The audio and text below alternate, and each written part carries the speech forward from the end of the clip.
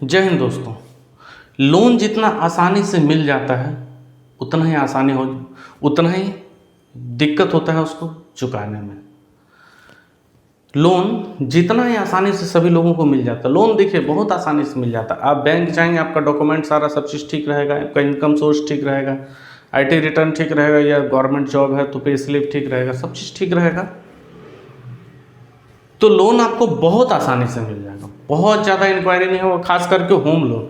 देखिए ज़्यादातर लोगों को होम लोन का ज़रूरत पड़ता है और ज़्यादातर लोग होम लोन ही लेते हैं, और बैंक होम लोन बहुत आसानी से देते। तो आपका थोड़ा मोड़ा डॉक्यूमेंट्स चेक होगा, बस बैंक को लगना चाहिए कि ये पैसा मेरा डूबेगा नहीं, रिकवर हो जाएगा, तो वो लोग दे देता है। बाकी चीज़ में रिस्क होता है, लेकिन होम लोन में रिस्क नहीं होता, इसलिए बैंक बहुत ही आसानी से, मतलब किसी को भी होम लोन मिल सकता है, ऐसा कोई दिक्कत नहीं। अरे सच नहीं तो झूठ का भी पेपर लोग बना करके लेके चले जाते हैं, होम लोन मिल जाता है। तो होम लोन लेना बहुत बड़ी बात नहीं है, एकदम आसान है। लेकिन समस्या है कि होम लोन को चुकाना। देखिए जो गवर्नमेंट जॉब वाले हैं वो तो चुका देंगे, उनका जॉब है, उनका सैलरी उसी बैंक का अकाउंट में आएगा और वहाँ से वो लोग काट लेंगे। लेकिन निर्भर करता है बिजनेस वाले पे, या छोटा मोटा कोई जॉब है, या फिर अदर कुछ इनकम सोर्स है। ऐसे लोग अगर होम लोन लेते हैं तो इनके लिए समस्या हो जाता है। क्या है ना कि मान लीजिए आप 50 लाख का लोन, होम लोन लिए, या 50 लाख का फ्लैट खरीदे, या 50 लाख का घर बनाए, या 20 लाख का लिए, या 30 लाख का लिए, जो भी लिए। मंथली ईएमआई मान लीजिए 20,000, 30,000, 40,000 अपने अनुसार सब लोग करते हैं। अगर मान लीजिए आपका मंथली ईएमआई 40,000 है या 30,000 है, तो वो तो आ रहा, और आज आप मान लीजिए 1 लाख रुपया महीना कमा रहे हैं, बिजनेस से रिलेटेड है। गवर्नमेंट जॉब वाला का मैं नहीं बता रहा हूँ, गवर्नमेंट जॉब वाला का तो 60 साल तक फिक्स इनकम आएगा ही आएगा। लेकिन बिजनेस वाले या अदर कोई इनकम स्रोत जिनका होता है, वैसे लोग अगर होम लोन लेते हैं तो उनके लिए समस्या जीवन में आ सकता है। अब समस्या कैसे आएगा? अब मान लीजिए आज उनका इनकम स्रोत बहुत अच्छा है, लेकिन कल होकर के डाउन हो जाए, कम हो जाए, या फिर 6 महीना 1 साल के लिए माने रुक जाए, आए ही ना। तो अगर 6 महीना 1 साल के लिए आपके पास कोई इनकम सोर्स नहीं होगा, अगर आपका कोई पैसा नहीं आएगा, आपके पास कोई इनकम नहीं आएगा, तो आप कहाँ से ईएमआई भरेंगे? 40,000 50,000 ईएमआई मामूली नहीं है। आप कैसे भरेंगे, कहाँ से भरेंगे? संभव नहीं है। तो उस समय आप फंस जाएंगे। और 1-2 महीना का ईएमआई अगर आप बाउंस करते हैं, तो प्राइवेट बैंक वाले हो या गवर्नमेंट बैंक वाले, कोई 2 महीना में, 1-2 महीना में परेशान करेंगे, कोई 3 महीना बाद परेशान करेंगे, लेकिन परेशानी आपके पास आएगा ही, गवर्नमेंट बैंक हो या प्राइवेट बैंक हो। देखिए बैंक जब लोन दिया है तो उसको रिकवर करने आता है, वो रिकवर का भी व्यवस्था करके रखा है। तो बैंक का टीम जो होगा, जो उसका बंदा होगा रिकवरी का, वो लोग आपके घर पे आएगा, उटपटांग बातें बोलेगा, गाली गलौज करेगा। वो लोग किसी भी हद तक गिर सकता है, क्योंकि वो लोग थर्ड पार्टी को टेंडर दिया हो रहता है। बैंक कभी खुद से रिकवर नहीं करता है। बैंक क्या है कि थर्ड पार्टी को टेंडर दे देता है, और थर्ड पार्टी रिकवर करने आता है। तो वो लोग द्वार पे आकर के गाली गलौज करता है, बदतमीजी करता है, तो आस पड़ोस के लोग देखते हैं तो उसका मजाक उड़ाते हैं। तो कभी भी जीवन में होम लोन लेने से पहले 100 बार सोच लीजिए, क्योंकि होम लोन जो होता है वो 10, 15, 20 साल के लिए होता है, या 25, 30 साल के लिए भी होता है। तो कुछ लोग 10 साल के लिए लेते हैं, 15 साल, 20 साल, अपने सुविधा के अनुसार लोग होम लोन लेते हैं। अगर मान लीजिए आज आपका इनकम सोर्स ठीक है, गारंटी क्या है कि 5 साल बाद भी अच्छा होगा? गारंटी क्या है कि 10 साल 15 साल के बाद भी अच्छा होगा? लेकिन पता चला आपका 15 साल बहुत अच्छा चला और लास्ट का 5 साल में आप फंस गए, तो उस समय क्या करेंगे? घर का नीलामी भी हो सकता है, घर से आपको जबरदस्ती निकाल दिया जाएगा, आस पड़ोस के लोग आपका मजाक उड़ाएंगे, लोग बैंक वाले आकर के उटपटांग बातें बोलेंगे, तो आपसे बर्दाश्त नहीं होगा, क्योंकि आप तो अच्छे से ही अपना ईएमआई चला रहे थे।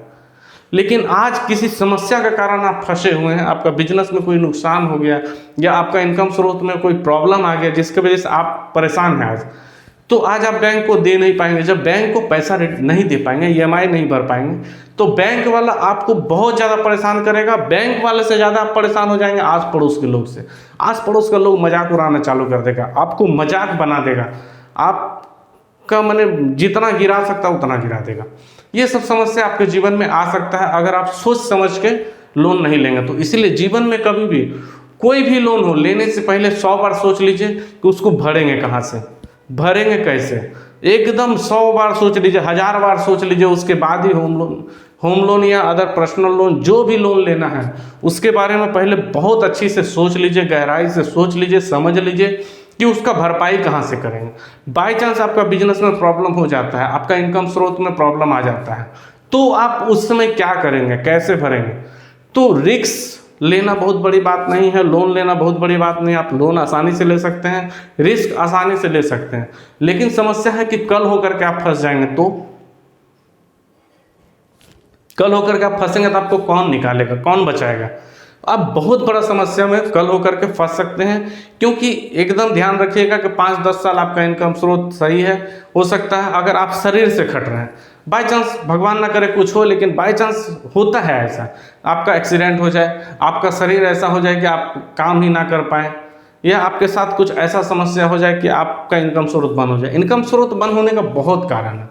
आप अगर कहीं मान लीजिए प्राइवेट जॉब ही कर रहे हैं, तो आप अगर जॉब में नहीं जाएंगे तो आपको सैलरी नहीं मिलेगा। गवर्नमेंट जॉब तो है नहीं, तो प्राइवेट जॉब में सैलरी आपको नहीं मिलेगा। आप अगर मान लीजिए कहीं दुकान करके रखे हैं, तो आपका शरीर में मान लीजिए एक्सीडेंट हो गया, पैर टूट गया, या फिर माथा में कुछ प्रॉब्लम आ गया, या शरीर में कोई भी प्रॉब्लम आ गया, तो उस समय तो आप बैंक अपने मान लीजिए दुकान ही है तो दुकान आप जा नहीं पाएंगे, और आप नहीं जाएंगे तो शायद आपका दुकान नहीं चल पाए, दूसरे किसी स्टाफ को रख के, या घर में ऐसा कोई है नहीं जो आपका दुकान को बिजनेस को चला पाए, तो उस समय आप परेशानी में समस्या में आ सकते हैं। रिस्क देखिए, बहुत सोच समझ कर रिस्क लेना चाहिए। मान लीजिए आपका दुकान है, तो आज तो आप दुकान चला रहे, रनिंग कर रहे हैं, अच्छा, तो आपका EMI 50,000 आ रहा है, आप 2 लाख महीना कमा रहे हैं, या EMI 20,000 आ रहा है, 1 लाख महीना कमा रहे हैं, तो आज तो आप बहुत आसानी से रिस्क ले लिए, बहुत आराम से आप लोन ले लिए, सब कुछ कर लिए, घर बना लिए, घर में रहने लगे। लेकिन भगवान ना करे 5-10 साल बाद आपका एक्सीडेंट हो गया, या आपको कुछ वैसा बीमारी हो गया, या फिर किसी कारण आपको दुकान वहाँ बंद करना पड़ गया, तो एक जगह जब दुकान बंद होगा तो वही दुकान को दूसरे जगह जमाने में, बिजनेस को स्टार्ट करने में समस्या होता है। मान लीजिए सब कुछ ठीक है, लेकिन बिजनेस आप जहां दुकान कर रहे हैं वहां कुछ समस्या आ गया कि आपको वहां दुकान बंद करना पड़ रहा है, और दुकान को दूसरे जगह शिफ्ट कर रहे हैं, और आसपास के 1 किलोमीटर में आप शिफ्ट नहीं कर सकते हैं, तो आप कहाँ जाएंगे। तो 1 किलोमीटर के बाद जाएंगे, तो 1 किलोमीटर के बाद आपको फिर नया कस्टमर बनाना पड़ेगा ना। जो पुराना कस्टमर था वो तो आपको मिलेगा नहीं, वो 1 किलोमीटर दूर क्यों आएगा आपके पास सामान लेने। तो जब आप नया बिजनेस करेंगे तो सबसे पहले इतना सेटअप करने में आपका 3 से 6 महीना बीत जाएगा, उसके बाद नया कस्टमर बनाने में 1 से 2 साल बीत जाएगा, तो आप 2-2.5 साल का परेशानी आपके पास आया, तो 2-2.5 साल जो EMI आप नहीं देंगे, तो इस नौबत ऐसे में आपको हो सकता है घर से निकाल दे बैंक वाला, या आकर के द्वार पे गाली गलौज करे, या कुछ भी करे, हर तरफ से आपको परेशान वो लोग मेंटेलिटी कर सकता है। तो उस समय आप डिस्टर्ब होकर के घर को बेच देंगे, या तो नीलामी होने के लिए छोड़ देंगे, पेपर में नाम आएगा, हर तरफ परेशानी ही परेशानी आएगा। देखिए, जब जीवन में समस्या आता है ना तो हर तरफ से आने लगता है, और जब खुश रहता है तो हर तरफ से खुशी ही आता है। तो एकदम जीवन में सोच समझ करके चलिए, आज अच्छा है कल बुरा हो सकता है, क्योंकि दुख और सुख भाई है। जिसके पास सुख है उसको दुख आना ही आना है, और जिसके पास दुख है उसके पास सुख आना ही आना है। किसी के पास कम आता है, किसी के पास ज़्यादा आता है, किसी के पास समस्या आता है, किसी के पास नहीं आता है, लेकिन ऐसा नहीं है कि किसी को समस्या आएगा ही नहीं, किसी के पास दुख आएगा ही नहीं। तो हर किसी को दुख और समस्या का सामना करना पड़ता है। संकट सबके पास आता है, दुख सबके पास आता है। तो जो भी करें सोच समझ के करें, और भविष्य में मैंने आपके साथ कोई परेशानी ना है, क्योंकि होम लोन बहुत लंबा होता है, 20 साल का। 20 साल में बहुत सारा परेशानी को आपको सामना करना पड़ सकता है, बहुत सारा समस्या आपको झेलना पड़ सकता है, बहुत सारी दिक्कतें जीवन में आ सकती है। तो आप जब भी होम लोन लें तो एकदम सोच समझ के लें। मैं बार बार बोल रहा हूं कि होम लोन लेने से पहले 100 बार नहीं, 500 बार, 1000 बार सोच लीजिए कि क्या 15 साल के बाद आप उसको भर पाएंगे। क्या आपके साथ कोई परेशानी आ जाता है तो उस समय उसको मैनेज कर पाएंगे। क्या आपका इनकम सोर्स 2 साल के लिए बंद हो जाता है तो क्या आप होम लोन को भर पाएंगे। इतना पैसा एक्स्ट्रा आपके पास है क्या। अगर ये सारा चीज है तो होम लोन लीजिए, नहीं तो एक झोपड़ी में रह करके खुश रहिए। महल में रहने से अच्छा है कि झोपड़ी में रह लीजिए, महल में रहने से अच्छा है कि भाड़े का घर में रह लीजिए, लेकिन बिना मतलब का सरदर्दी नहीं लेना चाहिए जीवन में होम लोन का। बिना सरदर्द एकदम नॉर्मल जीवन जिए, कोई ज़रूरत नहीं हाई फाई ज़्यादा।